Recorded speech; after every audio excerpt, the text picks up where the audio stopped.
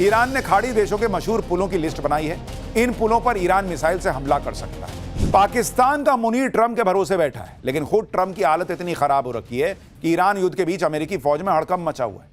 आप देखिए कि इधर ईरान से अमेरिका की भयंकर जंग चल रही है और उसी बीच अमेरिकी सेना प्रमुख को हटा दिया गया, कुछ और आर्मी जनरल हटाए गए हैं, जिसके बाद चर्चाएं शुरू हो गई हैं कि क्या अमेरिकी सेना और ट्रंप सरकार में अनबन चल रही है। बीच युद्ध में सेना प्रमुख को जबरिया हटाना बहुत बड़ा फैसला है, उनका इस्तीफा होना बहुत बड़ा फैसला है।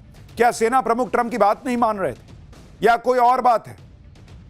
आप देखिए, अमेरिकी सेना में इस्तीफे शुरू हो गए हैं। सेना प्रमुख और रक्षा मंत्री में अनबन की खबर है। मन मुताबिक नतीजे नहीं देने का आरोप है। अमेरिकी अटॉर्नी जनरल को भी हटा दिया गया है। अब सवाल उठ रहा है कि ऐसा क्या हो गया कि बीच युद्ध में सेना प्रमुख को ही जबरिया हटा दिया। भाई, ट्रंप तो कहते हैं कि हमने ऐसा फोड़ा ईरान को, ऐसा मारा ईरान को जो दुनिया ने नहीं देखा था। उनके रक्षा मंत्री कहते हैं कि ऐसी जीत दुनिया ने नहीं देखी। तो अपनी सेना के लोगों पे कार्रवाई क्यों कर रहे हो? कहीं ट्रंप अपने लिए बलि का बकरा तो नहीं खोज रहे? इधर ट्रंप और अमेरिकी सेना में अनबन की खबरें हैं, तो दूसरी तरफ ईरान युद्ध तबाही के नए फेज में चला गया। अमेरिका ने ईरान का पुल उड़ाया, तो अब ईरान ने खाड़ी देशों के पानी और गैस के प्लांट पर हमला कर दिया है। ईरान ने कहा है कि हम पर जैसा हमला होगा वैसा ही जवाब दिया जाएगा, टिट फॉर टैट। ईरान ने खाड़ी देशों के मशहूर पुलों की लिस्ट बनाई है। इन पुलों पर ईरान मिसाइल से हमला कर सकता है। यानी उधर से मारते ट्रंप हैं, उनकी सेना मारती है, और सेम वही चीज निकाल के ईरान जो है वो खाड़ी देशों में मार देता है, क्योंकि अमेरिका तक तो मारेगा नहीं, मार नहीं सकता। तो उसको पता है कि भाई किसकी मदद से अमेरिका टिका हुआ है, खाड़ी देश। यहां मारो, इनकी नस दबा। खाड़ी देश ट्रंप की तरफ देख रहे कि भाई क्या अगला मारने वाले हो, पहले बताओ भाई, तुम तो मार खा नहीं रहे, हम मार खाते हैं। खाड़ी देश उस आदमी की तरफ हो गए जो दो लोगों के बीच में फंसा हुआ है। लपाड़ जो है उनको पड़ रहा है। यानी जैसे को तैसा ईरान के हमलों से खाड़ी देशों का इंफ्रास्ट्रक्चर तबाह हो जाएगा, लेकिन ट्रंप को इससे क्या ही फर्क पड़ रहा। ईरान युद्ध में तो अब ट्रंप को और बेइज्जत होना है। आज ही एक बड़ी खबर आई कि ईरान ने एक और अमेरिकी F-35 गिराने का दावा कर दिया। साथ ही ईरान ने अमेरिकी F-15 जेट के पायलट को भी गिरफ्तार करने का दावा किया है। और यह खबर इस वक्त पूरी दुनिया में चर्चा में। जिस वक्त डोनाल्ड ट्रंप ईरान में अमेरिकी सैनिकों को उतारने की तैयारी कर चुके हैं और नई नई धमकी देकर इस युद्ध को और भड़काने की बातें कर रहे हैं, उसी वक्त अमेरिकी सेना में कैसे खलबली मच गई है, आज आपको देखना चाहिए। अचानक अमेरिकी सेना प्रमुख रैंडी जॉर्ज को जबरिया रिटायर करके उनसे इस्तीफा ले लिया गया, जबकि उनके कार्यकाल का भी 1 साल बचा हुआ था। रक्षा मंत्री पीट हेग्सेथ ने सेना प्रमुख को हटाने का आदेश दे दिया। US army chief Randy George का कार्यकाल 2027 में खत्म होने वाला था। आदेश के बाद सेना प्रमुख रैंडी जॉर्ज ने फौरन इस्तीफा दे दिया। उनकी जगह क्रिस्टोफर ला नेव को अमेरिकी सेना का प्रमुख बनाया गया है। उप सेना प्रमुख क्रिस्टोफर रक्षा मंत्री पीट हेग्सेथ के सहायक थे। सेना प्रमुख को हटाने के पीछे कोई वजह पेंटागन ने नहीं दी। आप सोचिए, एक डेकोरेटेड आर्मी जनरल जो सेना के प्रमुख भी थे, उनको अचानक हटा दिया गया अमेरिका में। इस तरह के फैसले तभी लिए जाते हैं जब युद्ध में आप मन मुताबिक नतीजे हासिल नहीं कर पा रहे हो। और मैंने आपको पाठशाला में कई बार कहा है कि दुनिया में ढिंडोरा पीट देने से कुछ नहीं होगा कि हम तो जीत गए, अरे मार दिया ईरान को, कुछ नहीं बचा। अमेरिका को पता है कि उसकी औकात ईरान ने उसको बता दी, उसकी हैसियत बता दी, और इसलिए ये वहां अमेरिका में हड़कंप मचा है कि इस्तीफे हो रहे हैं। अब सवाल यह है कि युद्ध के बीच अमेरिकी सेना में इतने बड़े बदलाव क्यों हो रहे हैं? क्या अमेरिकी सेना में सब कुछ ठीक नहीं है? कहा जा रहा है कि रक्षा मंत्री पीट हेग्सेथ और सेना प्रमुख के बीच संबंध ठीक नहीं थे।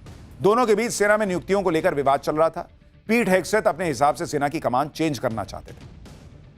ये बातें अमेरिकी मीडिया में छप रही। साथ ही यह भी चर्चा हो रही कि ईरान में ग्राउंड ऑपरेशन को लेकर पीट हेग्सेथ और सेना प्रमुख में एक राय नहीं थी। इसी वजह से सेना प्रमुख को हटा दिया गया।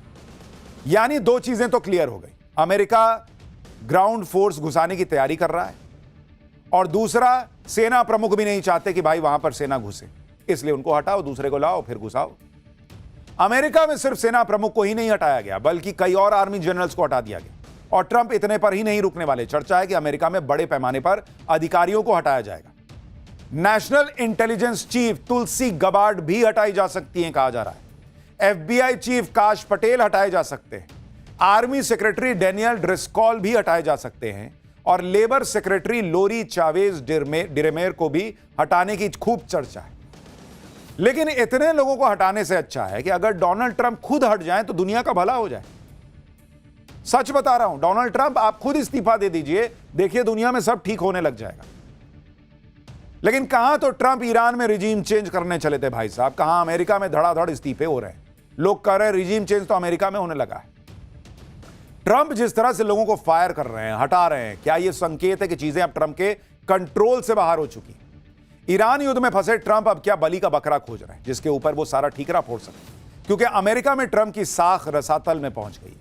ईरान युद्ध के अलावा ट्रंप एप्स्टीन फाइल मामले में घिरे हुए हैं और अब ट्रंप ने अमेरिकी अटॉर्नी जनरल पाम बॉन्डी को भी हटा दिया है। एप्स्टीन फाइल केस को हटाने के तरीके से ट्रंप नाराज थे। मामले की जांच और दस्तावेजों को ठीक से हैंडल नहीं किया गया कहा जा रहा है। एप्स्टीन केस को ढंग से हैंडल नहीं करने के आरोप में अटॉर्नी जनरल को हटा दिया, या फिर ट्रंप के मन मुताबिक काम नहीं करने की सजा अटॉर्नी जनरल को दी गई। अमेरिकी सेना और प्रशासन में बदलाव की वजह से ट्रंप की खिंचाई हो रही। उधर ईरान युद्ध में भी ट्रंप की किरकिरी हो रही। ईरान ने अमेरिका के सबसे एडवांस्ड माने जाने वाले फाइटर जेट F-35 को ही मार गिराने का दावा ठोक दिया। भाई हड़कंप मच गया, F-35 मार दिया। ईरान की मीडिया ने इससे जुड़ी तस्वीरें भी जारी की जिसमें एक फाइटर जेट को टारगेट करते हुए दिखाया गया और हमले के बाद जमीन पर गिरे फाइटर जेट के टुकड़ों को भी दिखाया गया। यही नहीं, ईरानी मीडिया ने तो यह भी दावा किया कि IRGC ने अमेरिका के F-35 फाइटर जेट के पायलट को भी पकड़ लिया है और इसके लिए ईरान की तरफ से कुछ तस्वीरें जारी की गई जिनमें मार गिराए गए अमेरिकी फाइटर जेट की इजेक्शन सीट होने का दावा किया गया। हालांकि पहले ईरान ने दावा किया कि अमेरिकी पायलट पकड़ लिया है, फिर कहा गया कि जो भी पायलट को जिंदा पकड़ेगा उसे इनाम दिया जाएगा, जिसके लिए ईरान के टीवी चैनल्स पर वहां के लोगों से अपील की गई। क्योंकि इजेक्शन सीट वहां दिख रही है तो इनको पता है कि पायलट भी यहीं कहीं होगा। इसका मतलब पायलट इनकी पकड़ में नहीं आया, कह रहे हैं कि पकड़ो तो इनाम देंगे, लेकिन इनको पता है कि पायलट है तो ईरान में। अगर वाकई अमेरिकी पायलट पकड़ा गया तो यह ट्रंप के लिए बहुत बड़ा झटका साबित हो सकता है। जो भाई साहब भर दुनिया में कभी भारत पाक के युद्ध में 6 गिरे, 5 गिरे, 4 गिरे, 11 गिरे फाइटर जेट बताते थे कितने गिरे, वो भाई साहब के फाइटर जेट की दुर्दशा हो रखी। पायलट उनका वहां ईरान में फंसा हुआ है। ईरान में अमेरिकी जेट का गिराया जाना और उसके पायलट का ईरान में होना, यह इस वक्त दुनिया की सबसे बड़ी खबर है और इसी पर लोग बात कर रहे हैं, क्योंकि अब अमेरिकी सेना ने ईरान में घुसकर फाइटर जेट के पायलट को बचाने के लिए रेस्क्यू ऑपरेशन शुरू कर दिया है। अमेरिकी सेना के ब्लैक हॉक हेलीकॉप्टर और हर्क्यूलिस C-130 प्लेन ईरान की सीमा में उड़ान भरते नजर आए। अमेरिकी सेना के अधिकारियों ने भी इस बात की पुष्टि की है कि ईरान ने अपने एयर स्पेस में उसका एक फाइटर जेट मार गिराया है और फाइटर जेट के क्रू को वापस लाने के लिए सर्च एंड रेस्क्यू ऑपरेशन जारी है। हालांकि अमेरिका को यह भी डर है कि ईरान रेस्क्यू ऑपरेशन में लगे उसके हेलीकॉप्टर और दूसरे प्लेन को निशाना बना सकता है। ईरान की सेना इससे पहले भी अमेरिका का एक F-35 फाइटर जेट गिराने का दावा कर चुकी है।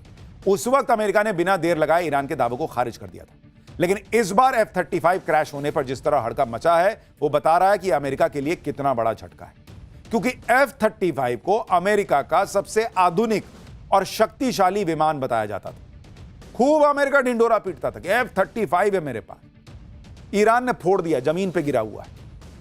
यह अमेरिका की 5वीं पीढ़ी के स्टील्थ फाइटर जेट के वर्चस्व के लिए बड़ा झटका है। हालांकि अमेरिका से अभी इस बात की पुष्टि नहीं हुई है कि यह विमान F-35 ही है या F-15 है या कोई और, लेकिन फाइटर जेट गिरा है यह तो कहा जा रहा है। अमेरिका मान रहा है कि उसका फाइटर जेट ईरान में गिरा है और फाइटर जेट के पायलट और क्रू वहां है या नहीं पता। वहीं ईरान अमेरिकी फाइटर जेट मार गिराने के बाद ट्रंप को और चिढ़ा रहा है।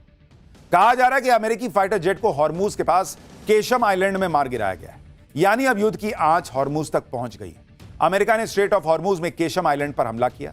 केशम आइलैंड ईरान के लिए बहुत ज्यादा महत्वपूर्ण है। यहीं से ईरान हॉर्मूज से गुजरने वाले जहाजों पर नजर रखता है।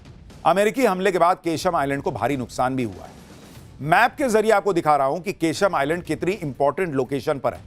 आप देखिए कि केशम आइलैंड और लरक आइलैंड के ठीक बीच में ईरान ने टोल बूथ बनाया हुआ, देख रहे हैं वहां पर। इसी से होकर जहाज गुजर रहे हैं, जहां से कथित तौर पर ईरान पैसे भी ले रहा है। केशम आइलैंड पर हमले के बाद आज ट्रंप ने हॉर्मूज पर नया बयान भी दिया। ट्रंप ने कहा कि जल्दी हम स्ट्रेट ऑफ हॉर्मूज को आसानी से खुलवा देंगे, आप वहां से तेल लीजिए और अमीर बन जाइए। हॉर्मूज दुनिया के लिए तेल का बड़ा कुआं साबित होगा।